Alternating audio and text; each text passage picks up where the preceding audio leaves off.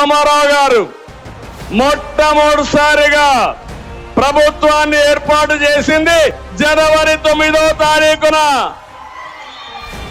అదే రోజు ఇక్కడ మీటింగ్ పెట్టుకున్నాం.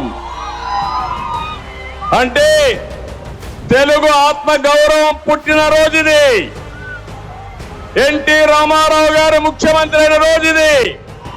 తెలుగు జాతికి దశ దిశ నిర్దేశించిన రోజు ఈ పండగ రోజు అని చెప్పి కూడా నేను మీకు తెలియజేస్తున్నా. ఇదే సమయంలో ఇక్కడ భూమా నాగిరెడ్డి కూడా ఈ రోజే పుట్టాడు.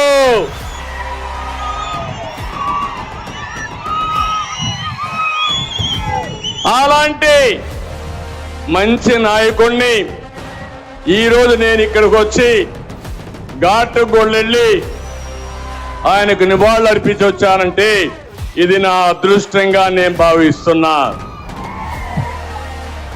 ఈరోజు నేను ఒకటే మిమ్మల్ని అందరినీ కోరుతున్నా, 5 సంవత్సరాల వైఎస్ఆర్ కాంగ్రెస్ పార్టీ పాలన పేదవాళ్ల పాలిట శాపంగా మారింది.